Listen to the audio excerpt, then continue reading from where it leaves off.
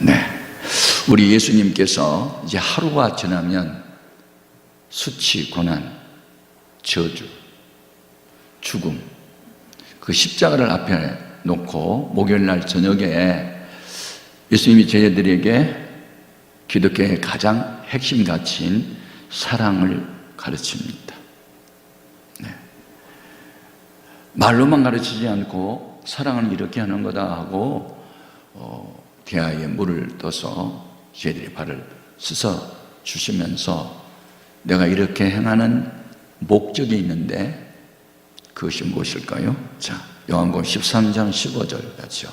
내가 너희에게 행한 것 같이 너희도 행하게 하려 하여 본을 보였노라. 예. 그런데 오늘 놀라운 사실은 예수님이 제자들을 사랑하실 때 아버지께서 나를 사랑하신 것 같이 내가 너희를 사랑하였다. 저는 어제 밤새도록 이 말씀을 묵상하며 사로잡혔어요. 자, 아버지가 아들 된 자기를 사랑했대요. 그처럼 나도 너희를 사랑한대요. 9절 말씀 같이 확인해 볼까요? 아버지께서 나를 사랑하신 것 같이 나도 너희를 사랑하였으니 나의 사랑 안에 거하라. 여러분, 이 말씀 이해할 수 있어요? 아버지 하나님이 아들 예수를 사랑했는데 십자가를 지라 하셨대요. 수치와 고난, 멸시와 천대, 그리고 죽임을 당하는 일을 사랑하는 아들한테 허락했대요. 이해가 됩니까?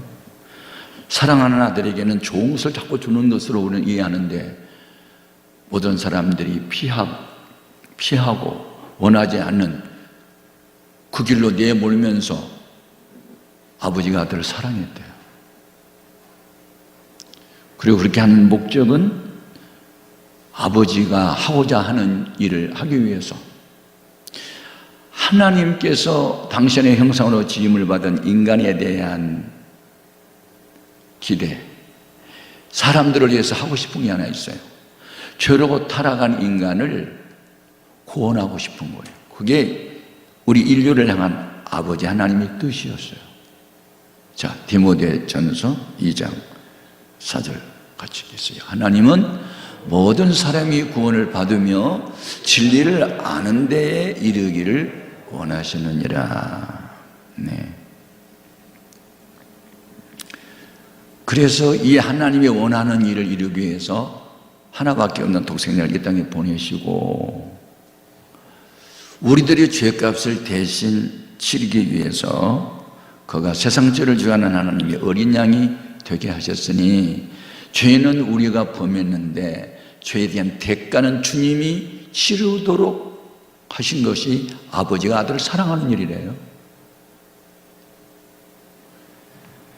자, 아버지가 아들에게 무슨 일을 하라 했을까요? 이사야 53장 6절 우리는 다 양 같아서 그릇 행하여 각기 제 길로 갔거늘 여호와께서는 우리 모두의 죄악을 그에게 담당시키셨도다. 당하는 입장에서 억울하지 않겠어요? 내가 죄를 지어서 벌을 받으면 당연하게 받아들이지만 죄가 없는데 남의 죄 때문에 내가 대신 수치와 고난과 죽임을 당한다는 것. 그런데 예수님은 아버지가 나를 사랑하시기 때문에 그 일을 맡겼으므로 나는 해야 된다는 거예요. 제가 어제 이 말씀을 묵상하면서 밤새도록 울었어요. 사랑에 대한 새로운 정리를 하는 거예요. 사랑이 뭘까? 네. 아버지가 나를 사랑한 것처럼 나도 너희 사랑한다는데 아들 된 예수님은 아버지 되신 하나님이 시키는 일을 마다하지 않고 하신 거예요. 그 일이 쉬운 일이 아니었어요. 그것을 하기 위해서는 자기를 비워야 했고 자기를 내려놓아야 했어요. 그래서 비우고 내려놓음이 십자가 사건이에요. 사랑을 실천하기 위해서는 비워야 하고 내려놓아야 해요.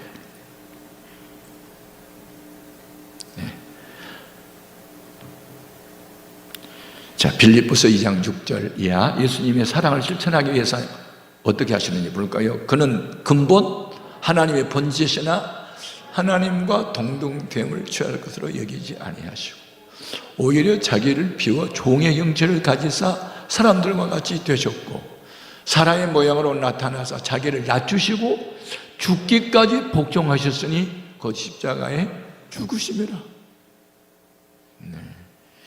이게 아버지가 아들을 사랑한 것에 대한 반응이에요. 그러면 예수님은 하나님도 되시지만 우리와 똑같은 성정을 가졌어요. 자지 않으면 피곤하고 먹지 않으면 배고프고 매 맞으면 아파요.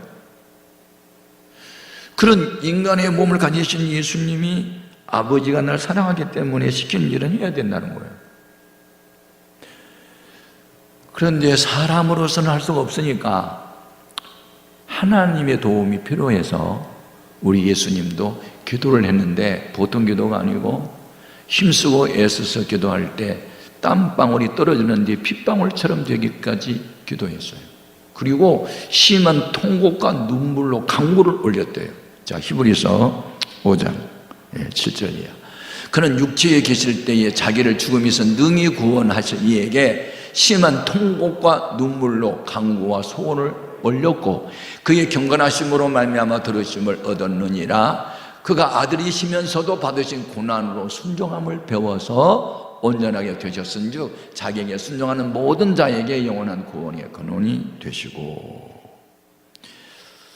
자, 사랑은 이런 거다. 아버지가 나 사랑한 것처럼 나도 너희를 사랑한다. 너희도 사랑할 때 아버지가 나 사랑한 것처럼 내가 너희를 사랑한 것처럼 해야 된다는 거예요. 이것은 기독교의 핵심 가치예요. 구약 성경에 요약하면요, 위로 하나님 사랑, 아래로 사람 사랑이에요. 그리고 사랑의 시행세칙이 긍정적으로 세분해 놓은 것이 365가지. 그리고 부정적으로 하지 말라는 게 248. 그 613가지인데 613가지를 요약한 것이 10계명이에요. 제1계명에서 4계명까지는 사람이 하나님을 사랑함으로 지킬 계명들이고 제5계명에서부터 10계명까지는 사람을 사랑하기 때문에 하지 말아야 할 것이에요. 그래서 위로 하나님 사랑 아래로 사랑은 10계명을 지킴으로 보이라. 그리고 그 10계명의 완성이 바로 예수님의 십자가예요. 하나님을 사랑하는 사람은 십자가를 져야 되고 역시 사람을 사랑하기 때문에 십자가를 졌어야 돼요. 그래서 이 하나님의 공의, 죄에 대한 대가, 십자가, 그리고 하나님의 사랑의 구체적인 확증, 십자가예요. 그래서 남을 위해서 자기를 희생하는 십자가를 지는 것처럼 예수 잘 믿는 사람은 없어요. 이게 최고의 가치요, 기독교의 핵심이요. 만일 이런 사랑을 우리가 실천하지 않는다면 방언하고 예언하고 구제하고 능력을 행해서 아무 소용이 없다는데, 아무것도 아니라. 그래서 예수님께서는 이 엄청난 하나님의 사랑을 실현하기 위해서 낮을 대로 낮아졌어요. 천할 대로 천하졌어요. 망가질 대로 망가졌어요. 부셔질 대로 부셔졌어요. 그것이 예수님이 할 일이었어요. 그 이후에 하나님 아버지가 사랑하는 아들에게 준 영광이 있어요. 그것도 상상을 초월한 것이죠. 죽기까지 복종하고 하나님 사랑을 확증했던 예수님에게 아버지 하나님이 준 것들이 어떤 것이 있을까요? 빌립보서 2장 9절 이하 보겠습니다. 이러므로 하나님이 그를 지극히 높여 모든 이름 위에 뛰어난 이름을 주사 하늘에 있는 자들과 땅에 있는 자들과 땅 아래에 있는 모든 자들로 모든 무릎을 예수의 이름에 꿇게 하시고 모든 입으로 예수 그리스도를 주라 시인하여 하나님 아버지께 영광을 돌리게 하셨느니라. 아멘. 하늘에 있는 천군 천사도 이제는 하나님 아버지가 아닌 아들 예수님 앞에 복종하도록, 이 땅에 있는 모든 군왕들, 어떤 권세자들도 주님 앞에 보복하도록, 그 어떤 천하 만물도 주님 앞에 복종하도록, 이 권세, 이 영광을 아들에게 준 거예요. 사랑했기 때문에. 그래서 예수님이 십자가에서 죽고 난 이후에 아버지가 살렸을 때, 그때 부활하신 예수님께서 저희들에게 하신 말씀이 있어요. 마태복음 28장 18절 같이요. 예수께서 나와 말씀하여 이르시되 하늘과 땅의 모든 권세를 내게 주셨으니, 이런 부활하신 주님이 우리와 함께하고 계심을 믿습니다. 그래서 이 예수를 모신 사람은, 문제보다 크신 주님을 모신 사람은 어떤 일이 있어도 두려워하지 않아요. 저는 얼마 전에 신문에서 항공모함 루즈벨트호에 4,800명이 타고 있다가 코로나 확진자가 100여 명이 생겨서 3,800명이 하선하고 아주 중요한 요원들 1,000명만 남게 하는 기사를 보았어요. 거기 항공모함 하나에 폭탄 40발을 장착한 전폭기가 80대가 탑재되어 있고, 축구장 3개 넓이만큼 넓은 갑판을 갖고 있고, 웬만한 나라의 전체 예산만큼 한 이런 항공모함, 하늘과 바다를 다 제어할 수 있는 이런 항공모함이 코로나 바이러스 앞에 벌벌 떠는 모습을 바라보고, 이 세상에 그 어떤 것도 자랑할 게 없다. 하나님이 기침만 한번 하면 항공모함도 쩔쩔대네, 그런 생각을 하는 거예요. 그런데 그렇게 권세 있는 주님의 능력이 누구와 함께 하고 있다? 우리와 함께 하고 있다는 거예요. 두려워하지 말고 놀랄 필요가 없어요. 우리는 문제보다 크신 하나님을 항상 인식하고 믿어야 될 줄로 믿습니다. 그런데 이와 같은 그 아버지가 날 사랑한 것처럼 너희도 한번 사랑해봐라. 그러면 어떤 일이 일어날까? 나에게 준 영광 같은 영광이 너희도 올 거야. 그런 말씀이에요. 그래서 오늘 10절과 11절 말씀 같이 한번 읽어볼래요? 내가 아버지의 계명을 지켜 그 사랑 안에 거하는 것 같이 너희도 내 계명을 지키면 내 사랑 안에 거하리라. 내가 이것을 너희에게 일러준 것은 내 기쁨이 너희 안에 있어 너희 기쁨을 충만하게 하려 함이라. 아멘. 십자가를 질 때는요 참 힘들고 어렵지만 십자가가 끝나고 난 이후에 돌아온 영광은요 영원한 것이고 안전한 것이고 더 이상 바랄 것이 없는 거잖아요. 저는 그 하나님의 사랑을 어느 전사님에게 배웠어요. 희망이 보이지 않았을 때,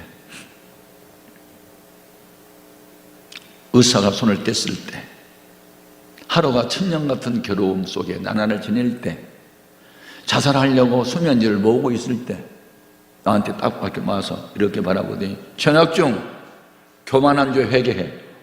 아니 나 죽어가는 환자한테 찾아가지고 교만한 거 회개하라고 하더라고요. 그때 되게 기분 나빴는데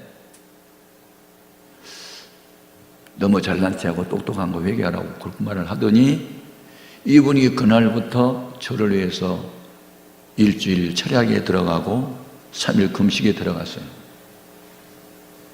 그리고 그분의 기도 때문에 제가 성령 받고 고침받고 목사가 됐어요. 친아들도 아닌데 남의 아들 죽어가는 아들을 불쌍히 여겨서 왜 그분이 울고 통곡하고 기도를 해야 되느냐, 저는 도대체 이해가 되지 않았어요. 목회자가 되고 난 이후에 아하, 이게 주님의 사랑이었구나. 그러면 나는 그런 사랑을 어떻게 보이고 살아야 되지? 했는데 그런 사랑을 보여야 할 때가 계속 오더라고요. 한 번은 우울증 환자가 교회에 등록을 했는데 희망이 안 보이더라고요. 시어머니와의 갈등이 너무 심해서 시가지에 돌아갈 수도 없고 친정집에 왔는데 친정부모도 반갑게 여기지 않고 그러니까 뭐 이 사람은 죽는 것만이 상책으로 생각을 했는데 교회를 나온 거예요. 방치에 있다가는 자살할 것만 같아서 이분 살려야 되겠다. 그래서 교회 본거지 하나도 없을 때 버스를 3번 갈아타고 저 파주에 있는 금식기도원에 이 자매를 데리고 갔어요. 같이 금식하면서 살려고 싶어가지고. 예.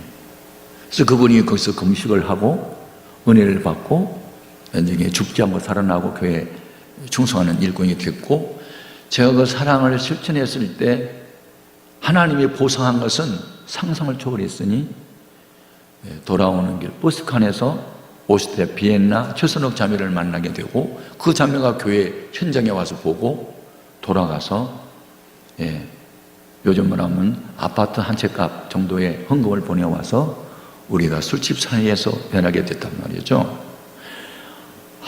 사랑 실천의 결과는 이런 것인가? 그때부터 이제 제가 신바람 나가지고 누가 아프다 그러면 나도 같이 금식도 하고 우리 수사도 같이 금식하고 같이 막 밤새서 기도도 하고 그렇게 해보려고 노력을 한 거예요.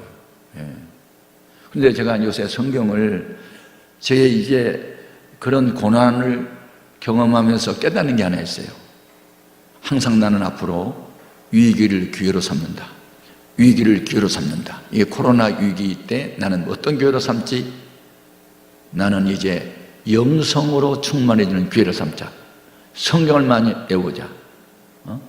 성경 전체가 1189장이고 31,102절인데 내가 10분의 1을 암송하자. 그래가지고 요새 암송하기 시작했는데 320절은 지금 암송을 했고 3000절을 암송을 해야 10분의 1을 암송하는 게 보통 일이 아니에요. 그런데 암송하고 싶어서 암송이 되는 게 아니라 성경을 읽다 보면 이게 이렇게 은혜롭네? 이게 이렇게 은혜롭네? 은혜로운 것만 골라서 암송을 하다 보니까 많이 암송했어요. 여러분, 없어진 것만 바라보고 슬퍼하지 말고 이런 때에 영성으로 충만한 기회를 삼으시기 바라요. 아멘, 아멘. 근데 제가 요새 어디를 암송했냐면 마태복음 8장 5절에서 13절을 거의 암송했어요. 거기 보니까 이 사랑에 대한 이야기를 이제 설교를 하려고 하면서 성경을 읽다 보니까 예수님의 사랑을 재현한 사람이 거기 있더라고요. 가버나움의 한 백부장이 예수님이 돌아가시던 그쪽에 가버나움 쪽으로 오시니까 달려나가서 엎드려 절하며 주님, 내 하인이 중풍병으로 집에 누워 몹시 괴로워합니다. 그래, 그럼 내가 가서 고쳐주지. 아니요, 주님이 우리 집에 오시면 나는 감당을 못하겠어요. 다만 말씀으로만 하시면 내 하인이 낫겠습니다. 예. 나도 남의 수하에 있는 사람이고 내 아래 사람도 있어요. 저대로 가라 그러면 가고 오라 그러면 오고 내 정도로 이걸 하라면 하나이다. 이렇게 말을 하자 예수님이 그 대답을 들으시고 놀랍게 여겨. 아니, 제가 성경을 읽다가 예수님을 놀랍게 하는 사람이 여기 있더라니까. 주님을 깜짝 놀라게 하는 사람이 있어요. 우리 예수님 깜짝 놀라는 법이 여기 있네. 사랑 실천이구나. 그러면서 저희들에게 하신 말씀이 내가 온 이스라엘을 다니면서 이만한 믿음을 만나보지 못했다. 동서로부터 많은 사람이 아브라함과 이삭과 야곱과 함께 천국에 안전이었니와 나라의 본 자손들은 바깥 어두운 데 쫓겨나 이를 가는 있으리라 하시고 그 백부장에게 가라 내 믿음대로 되라 하시니 그 즉시로 그의 하인이 나았다. 아멘, 아멘. 여러분, 종이 주인을 위해서 이렇게 수고하고 섬기는 일은 당연하지만 주인이 종을 위해서 섬기는 이거야말로 주님의 사랑 실천이더라고요. 주님을 깜짝 놀라게 하는 사건은 이렇게 주님이 하셨던 사랑을 실천하면 되겠네? 그러면서 제가 성경을 배우는 거예요. 여러분, 성경을 읽어도 이것이 나하고 나한테 해당이 된다 그래야 은혜가 되는 거예요. 아멘. 나도 그렇게 한번 해볼 거야 할 때 그게 암기가 되는 거고. 아멘입니까? 이것은 우리 김 집사가 읽었으면 좋겠어. 그러면 암기 안 돼. 이것은 우리 박 집사가 읽었으면 좋겠어. 그러면 암기가 안 돼. 이것은 내 거야. 그래야 암송이 되는 거예요. 여러분, 구구절절 말씀이 여러분에게 해당되는 말씀이 되기를 바랍니다. 그래서 제가 우리 성도들에게도 이 위기를 기회로 삼았으면 좋겠다. 중세기에 이 흑사병으로 인해서 유럽 지역의 인구 3분의 1이 사망했어요. 그때 영국의 캠브리지 대학도 18개월 동안 방학에 들어갔어요. 수업 못하고. 거기에 소속인 이 아이작 뉴턴이 대학에서 강의를 할 수 없으니까 시국을 자기 집에 내려가서 18개월 동안 머물다가 어느 날 사과 하나가 뚝 떨어져요. 이거 뭐야? 한번 따라 합시다. 멈춰서면 보인다. 예, 강의를 할 수 없는 방학 때, 억지 방학 때 사과 떨어지는 것을 보고 만유인력이라는 것을 발견하면서 그걸 정리한 거예요. 오늘 우리는요, 어떤 일이 있을 때 문제만 바라볼 것이 아니라 어떤 문제가 있을 때 멈춰 서서 하나님께서 나를 보고 하나님께서 세상을 보는 이 하나님 중심으로 충만해지는 교회가 되기를 바랍니다. 아멘. 예. 그래서 우리 예수님은 아버지가 나를 사랑한 것 같이 내가 너희를 사랑할게. 그리고 너희가 내 사랑 안에 거하고 내가 한 대로 한번 해봐. 그러면 너희 기쁨이 충만하리라 그랬어. 여러분, 우리가 신앙생활을 기쁨이 충만한 가운데 해야 될 줄로 믿습니다. 마음이 슬픔이 가득하고 번뇌가 가득하면요, 아들 낼 난리 나는 독성물이 자꾸 몸에서 생겨나가지고 암을 유발한다잖아요. 기쁘고 즐거우면 뭐 아들 낼 아니지 무슨 엔돌핀이나 다이돌핀이 자꾸 생겨나가지고 암도 녹여내린다고 하잖아요. 항상 기쁘고 즐거울기를 바랍니다. 그러면 사랑을 우리가 배워야 돼요. 해야 할 7가지, 하지 말아야 할 8가지를 가슴에 새겨야 돼요. 자, 우리가 남을 사랑하기 때문에 반드시 지키고 해야 할 것 7가지 한번 볼까요? 고린도전서 13장 4절부터 사랑은 오래 참고, 사랑은 온유하며, 그 다음에 5절 가보세요. 6절 진리와 함께 기뻐하고, 7절 모든 것을 참으며, 모든 걸 믿으며, 모든 걸 바라며, 모든 걸 견딘다. 이게 긍정적인 거고, 사랑하기 때문에 하지 말아야 할 8가지. 또 4절부터 봐요. 시기하지 않고, 자랑하지 않고, 교만하지 않고, 그 다음에 무례행치 않고, 자기 유익 구하지 않고, 성내지 않고, 악한 것을 생각지 아니하고, 불의를 기뻐하지 아니하고. 그래서 해야 할 것이 7가지고 하지 말는 게 8가지예요. 제가 요새 이거 암송하면서 전에 발견하지 못한 걸 자꾸 발견했어요. 그래서 여러분, 성경은 참 이상해. 100번도 더 읽었는데 왜 읽을 때마다 은혜가 되냐고. 할렐루야. 여러분, 성경 많이 읽으시기를 바랍니다. 그리고 결론은 뭐냐? 예수님이 저희들을 사랑할 때 친구지간으로 사랑하자고 제안을 하고, 친구로 내가 너희를 사랑한다고 말씀하세요. 자, 13절 같이요. 13절에서 15절 같이 읽어요. 보면 사람이 친구를 위하여 자기 목숨을 버리면 이보다 더 큰 사랑이 없나니 너희가 내가 명하는 대로 행하면 곧 나의 친구라. 이제부터는 너희를 종이라 하지 아니하리니 종은 주인이 하는 것을 알지 못함이라. 너희를 친구라 하였노니 내가 네 아버지께 들은 것을 다 너희에게 알게 하였습니다. 아멘. 여러분, 주님은 우리를 친구 삼아 주셨어요. 우리가 주님을 친구 삼은 게 아니에요. 우리는 자격이 없어요. 무지무능한 내가 전지전능하신 하나님하고 레벨이 다른데 친구가 돼요? 걸어가신 그분하고 이 죄악으로 뭉친 내가 어떻게 친구가 되냐고요. 주님이 나를 친구로 삼아 주셨어요. 그 왜 친구로 삼았어요? 이유가 있어요. 친구는 친밀한 관계. 제가 성경을 읽다가 하나님이 친구라는 사람 몇 사람을 발견했는데, 하나님이 어느 날 아브라함더러 나의 벗 아브라함아 내가 하려고 하는 것을 너에게 숨기겠느냐? 그리고 비밀을 다 가르쳐 주셨어요. 여러분, 예수님하고 친한 사이가 되면요, 주님이 다 가르쳐 주세요. 할렐루야. 그 다음에 모세를 가르쳐 친구와 대화하듯이 하나님이 대화했대요. 세상에서 제일 친하게 지낼 분이 주님이세요.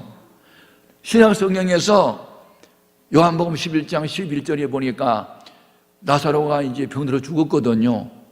그때 예수님께서 우리 친구 나사로가 죽었다, 살리러 가자. 그리고 나사로 죽은 대로 찾아오더라고요. 나사로를 친구라고 하시고 살려요. 여러분, 주님과 어떤 사이입니까? 친구 사이, 비밀이 없는 사이. 여러분, 그런 사랑으로 사랑하자고 우리한테 제안을 하고, 내 아버지께서 나에게 알려준 모든 비밀을 친구된 너에게 다 내가 말해줄게, 이러면서 우리를 가까이 하신 주님을 우리는 더 가까이 해야 될 줄로 믿습니다. 그래서 내 주를 가까이 하려 함은 십자가 짐 같은 고생이나 내 일생 소원은 죽게 더 나아가기 원합니다. 이게 타이타닉호가 침몰할 때 바이올린을 켜면서 연주했던 거 하잖아요. 얼마나 은혜스러워요. 내 주를 가까이, 죽어가면서도 주님 앞에 더 가까이 가고자 하는 그 마음 말이죠. 여러분, 세상에 어떤 어려움이 있어도 주님과 여러분 사이가 멀어지지 않기를 바라고, 이 고난과 환난 때문에 주 앞에 더 가까이 가는 역사가 있기를 주님의 이름으로 축복합니다. 주님하고 친한 친구 사이가 되십시오. 그리고 모든 사람을 그렇게 사랑하십시오. 그러면 여러분은 하나님이 주는 기쁨이 충만하게 될 줄로 믿습니다. 기도하시겠습니다.